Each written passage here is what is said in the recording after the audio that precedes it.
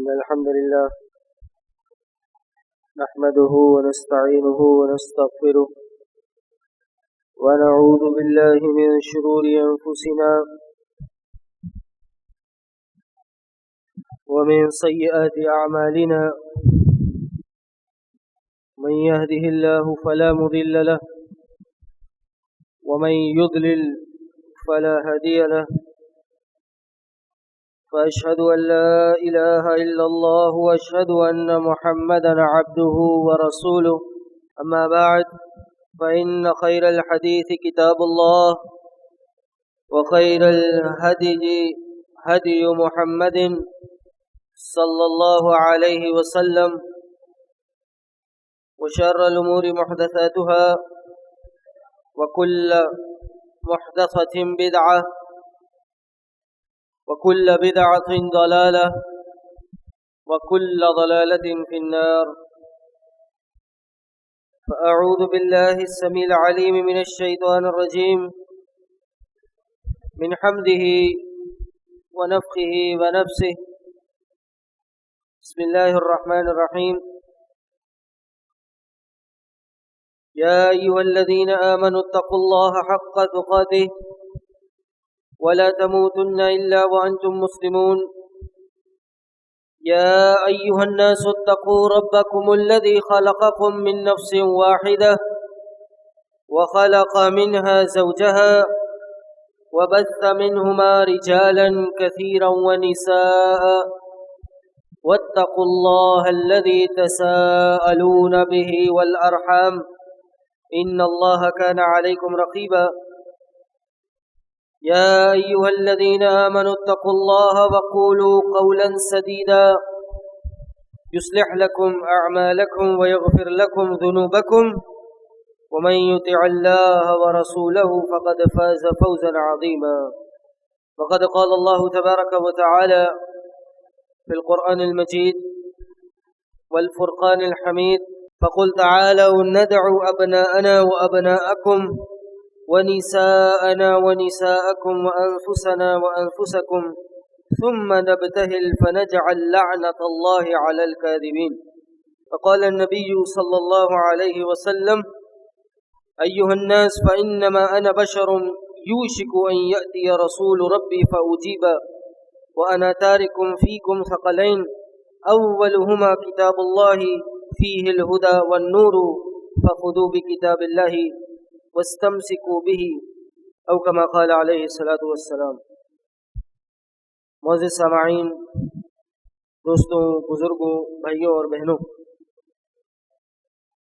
محرم کا مہینہ ابھی جاری ہے اور اس مہینے میں خاص اہل بیت کے تعلق سے، ان کے فضائل کے تعلق سے محفلیں منعقد کی جاتی ہیں، اور یہ محفل بعض ایسے لوگ اکثر و بیشتر منعقد کرتے ہیں کہ جو اہل بیت میں، ان کی تعریف میں، ان کی فضیلت میں حد سے تجاوز کرنے والے ہوتے ہیں، اور اسی کے ساتھ ساتھ ایک ایسا گروہ بھی موجود ہے،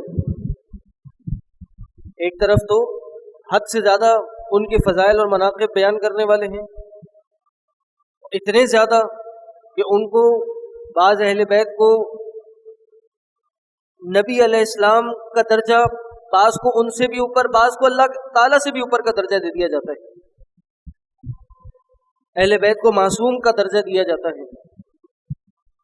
ایک طرف تو یہ گروہ ہے، اور دوسری طرف ایسے لوگ ہیں کہ جو اہل بیت کے فضائل کے ہی منکر ہیں، بعض شخصیات کی فضیلت کا ہی انکار کرتے ہیں اور اس میں گستاخیوں کے مرتکب۔ اسی مناسبت سے آج کا جو مختصر سا ہمارا موضوع ہے وہ ہے فضائل اہل بیت، کہ جو صحیح شرعی اہل بیت کے فضائل ہیں، قرآن و سنت سے جو ثابت ہیں، وہ آپ کے سامنے پیش کرتے ہیں تاکہ ہمیں پتہ چلے کہ اہل بیت کے تعلق سے ہمارا کیا عقیدہ ہے اور پھر ان کے حقوق کیا ہیں، ان کے تعلق سے ہم پہ ذمہ داریاں کیا عائد ہوتی ہیں، وہ ہم سمجھ لیں۔ پہلی بات یہ سمجھ لیجئے کہ اہل بیت ہیں کون۔ اس میں بعض نے اختلاف بھی کیا ہے، لیکن راجح صحیح قول کے مطابق اس میں نبی کریم صلی اللہ علیہ وسلم کے چچا، پھوپھیاں، تمام نبی علیہ السلام کے ازواج مطہرات بعض نے اس سے بھی انکار کیا ہے کہ جی نبی علیہ السلام کی جو ازواج مطہرات ہیں وہ اہل بیت میں شامل نہیں ہیں، یہ بات صحیح نہیں ہے، یہ ازواج مطہرات بھی اہل بیت میں شامل ہیں۔ اسی طرح نبی علیہ السلام کی اولاد، نبی علیہ السلام کے نواسے نواسیاں، اور اسی طرح بنو ہاشم بنو مطلب کے تمام لوگ یہ نبی کریم صلی اللہ علیہ وسلم کے اہل بیت میں شامل ہیں۔ ان کی عزت اور اکرام کرنا، ان کی فضیلت کو تسلیم کرنا، یہ اہل السنہ والجماعت یعنی ہر مسلمان پہ فرض ہے، یہ لازم ہے کہ ہم ان اہل بیت کو پہچانیں اور ان کا جو حق ہے وہ ادا کریں، اور ان کی فضیلت کو سمجھیں، فضیلت کو پھر تسلیم بھی کریں۔ کیا فضیلت ہے ان کی، یا کیا ان کے مناقب میں کیا چیز آتی ہے؟ امام احمد بن حنبل رحمہ اللہ روایت بیان کرتے ہیں، قرآن کی آیت ہے کہ جب یہ آیت نازل ہوئی قُلْ لَا أَسْأَلُكُمْ عَلَيْهِ أَجْرًا إِلَّا الْمَوَدَّةَ فِي الْقُرْبَى، اے نبی آپ ان کو کہہ دیجئے، ان کو، لوگوں کو، اپنے ماننے والوں کو، صحابہ کو، اس کے علاوہ جو کچھ اس آیت کا مخاطب ہے آپ ان کو کہہ دیجئے، کیا کہیے؟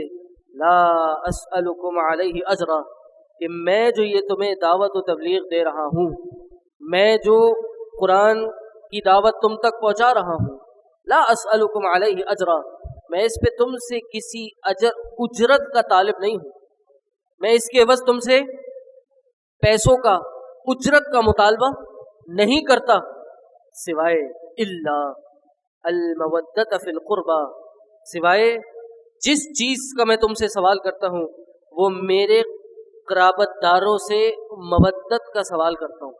میں یہ نہیں چاہتا کہ تم آؤ، جو چیز میں تمہیں سکھا رہا ہوں، جو وحی الہی میں سے میں تمہیں بتا رہا ہوں، اس کے عوض تم مجھے کوئی پیسے دو، درہم اور دینار میرے سامنے لا کے رکھو، نہیں، ایک چیز کا سوال کرتا ہوں، اور وہ کیا ہے؟ میرے قرابت داروں سے تم محبت رکھو، مودت رکھو۔ پوچھنے والے نے سوال کیا، عبداللہ بن عباس راوی ہیں، کہتے ہیں تو نبی علیہ السلام سے پوچھا گیا، یا رسول اللہ من قرابتنا هؤلاء الذین وجبت علینا مودتهم، اے اللہ کے رسول صلی اللہ علیہ وسلم، یہ کون لوگ ہیں کہ جو آپ کے قرابت دار ہیں، جن کی مودت ہم پہ واجب ہے؟ یہ کون لوگ ہیں، ان کے بارے میں ذرا ہمیں بتائیے۔ تو اللہ کے نبی صلی اللہ علیہ وسلم نے فرمایا علی، کیا فرمایا؟ علی و فاطمۃ و ابناها علیہم السلام، کہ علی ہیں، فاطمہ ہیں، اور ان کے دونوں بیٹے ہیں، اور سب پہ اللہ کی سلامتی ہو۔ یہ ہمارے اہل بیت ہیں، ان سے محبت مودت رکھنا یہ قرآن کا حکم آیا ہے۔ اسی طرح آیت مباہلہ، بہت سے لوگوں کو ہو سکتا ہے یہ مباہلے کا جو واقعہ ہوا یا ہونے والا تھا اس کا علم ہو، اور جن کو نہیں علم وہ یہ علم ہونا چاہیے کہ یہ آیت مباہلہ اہل بیت کے فضائل میں ایک بہت اہمیت کا حصہ رکھتی ہے۔ آیت مباہلہ یا مباہلہ کیا ہے؟ سن 10 ہجری میں نجران کے عیسائی نبی علیہ السلام کے پاس آئے، اور ظاہر ہے وہ نبی علیہ السلام کو جھوٹا ثابت کرنے کی ہر دم کوشش میں لگے رہتے تھے، تو وہ آئے اور نبی علیہ السلام سے عیسائیت پر محض مباحثہ کرنے لگے۔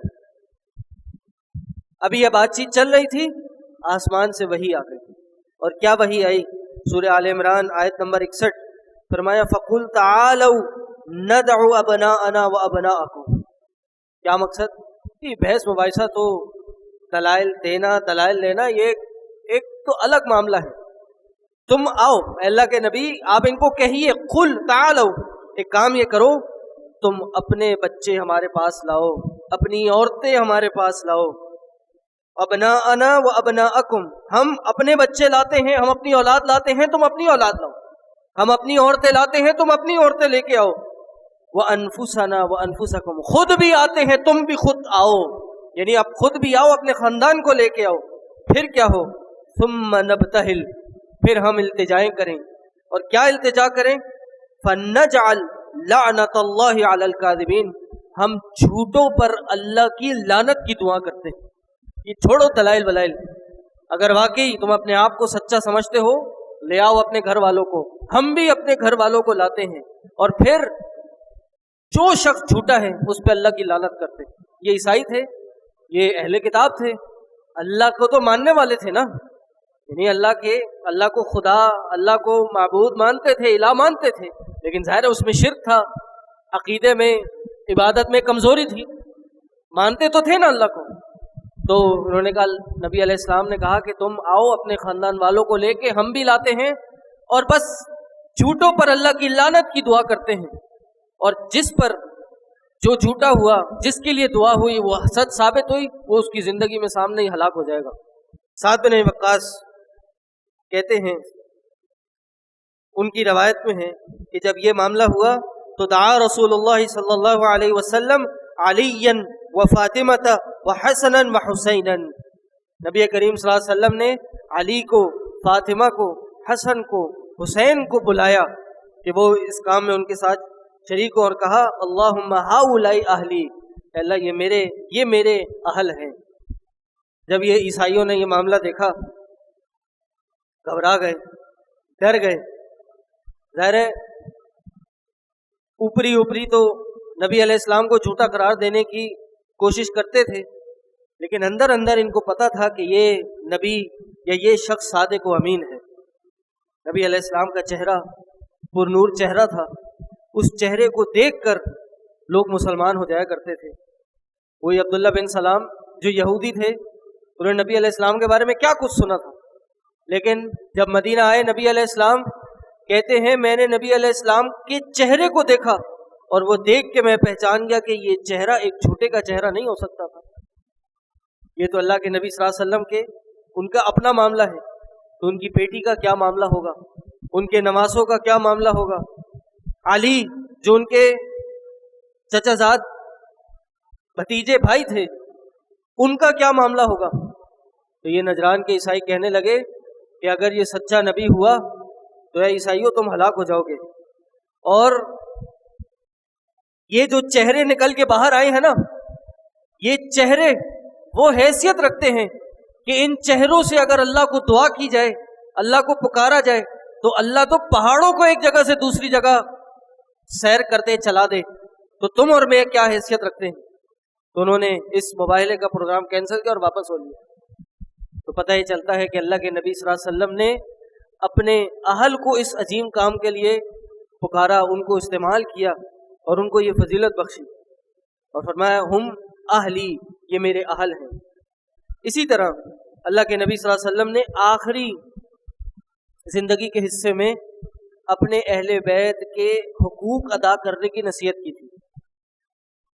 ہم سب کو پتہ ہے کہ نبی علیہ السلام نے حجۃ الوداع کا خطبہ دیا, اور یہ آیت الیوم اکملت لکم دینکم واتممت علیکم نعمتی, یہ دین کو مکمل کرنے کے لیے یہ آیت نازل ہوئی تھی کہ آج دین مکمل ہو گیا ہے.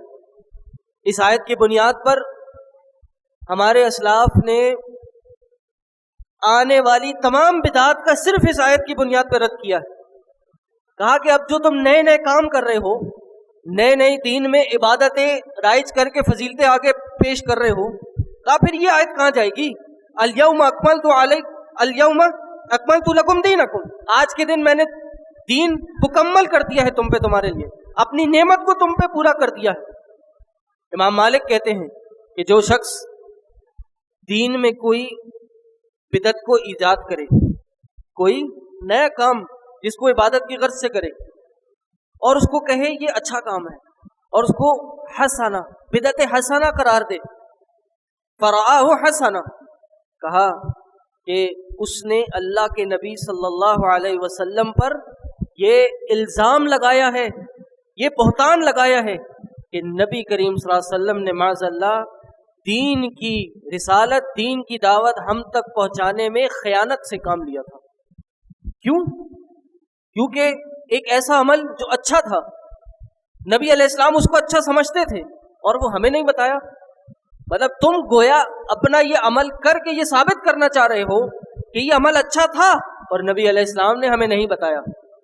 کہتے ہیں پھر یہ آیت تلاوت کی, الیوم اکملت لکم دینکم, آج کے دن میں نے یہ یہ دین تم پہ مکمل کرتی ہے اور اپنی نعمت تم پہ مکمل کرتی ہے. وَرَضِيتُ لَكُمُ الْإِسْلَامَ دِينًا. یہ آیت نازل ہو گئی تھی. نبی علیہ السلام کو اندازہ ہو گیا کہ اب نبی علیہ السلام کا مشن جو ان کی زندگی سے تعلق رکھتا تھا وہ اپنے اختتام کی طرف جانے والا ہے. تو نبی علیہ السلام ایک مقام پہ کھڑے ہوئے صحابہ کو مخاطب کیا, کہا ایھا الناس, اے لوگو, انما انا بشر یوشک ان یاتی رسول ربی فاجیبا. کہا قریب ہے کہ اللہ کی طرف سے ایک رسول آئے. کون؟ ایک فرشتہ آئے, موت کا فرشتہ آئے, اور میں اس کی دعوت کو قبول کر لوں. یاد رکھو اے لوگو, انا تارکم فیکم ثقلین, میں تم میں دو چیزیں, دو بڑی ایسی چیزیں چھوڑے جا رہا ہوں. اولہما کتاب اللہ. پہلی چیز وہ کیا ہے؟ توجہ ہے, یہ نبی علیہ السلام کی آخری نصیحت تھی, آخری خطبے سے تعلق رکھنے والے الفاظ تھے. میرے آپ کی اس دنیا کی اور اخروی کامیابی کا سلوشن اس میں ہے. فرمایا اے لوگوں, تم میں دو بڑی چیزیں چھوڑ کے جا رہا ہوں. اولہما کتاب اللہ, پہلی چیز وہ کتاب اللہ ہے. فیہ الہدی, اس میں ہدایت ہے. والنور, اسی میں نور ہے. فخذوا بکتاب اللہ, اس اللہ کی کتاب کو پکڑ لو. واستمسکوا بہ, اور مضبوطی سے اس کو تھام لو. اور صحابی راوی فرماتے ہیں فحث علی کتاب اللہ ورغب فیہ, نبی علیہ السلام نے کتاب اللہ کی طرف رغبت دلائی اور اس کی طرف ہماری توجہ دلائی. ثم قال, پھر کیا فرمایا؟ یعنی اتنی بڑی نصیحت کے بعد اپنے اہل بیت کا تذکرہ کیا. فرمایا وَأَهْلُ بَيْتِي, اور میرے اہل بیت. اذکرکم اللہ فی اہل بیتی, میں تمہیں اپنے اہل بیت کے بارے میں میں تمہیں یاد دہانی کرتا ہوں. میں تمہیں اہل بیت کے بارے میں یاد دہانی کرتا ہوں, یاد دلاتا ہوں اہل بیت کے بارے میں. اذکرکم اللہ فی اہل بیتی, 3 دفعہ فرمایا میں تمہیں اپنے اہل بیت کے بارے میں اللہ تعالیٰ یاد دلاتا ہوں, 3 بار فرمایا. یہ اہل بیت کی فضیلت, ان کی منقبت. آخری خطبے میں اللہ کے نبی صلی اللہ علیہ وسلم ان کی یاد دہانی کروا رہے ہیں. اسی طرح ایک حدیث میں آتا ہے, سلسلہ حدیث صحیحہ میں یہ حدیث موجود ہے, شیخ البانی اپنے سلسلہ میں لائے ہیں کہ میرے آپ کے دنیا میں جتنے تعلق ہیں یہ کب تک ہے؟ یہ دنیا تک ہے. یہ دنیا ختم, یہ تعلقات ختم, سوائے اللہ کے نبی صلی اللہ علیہ وسلم کے تعلقات اور رشتوں کے, وہ آخرت تک, قیامت تک جاری رہیں گے. اللہ کے نبی صلی اللہ علیہ وسلم نے فرمایا کل سبب و نسب منقطع یوم القیامت الا سبب و نسبی.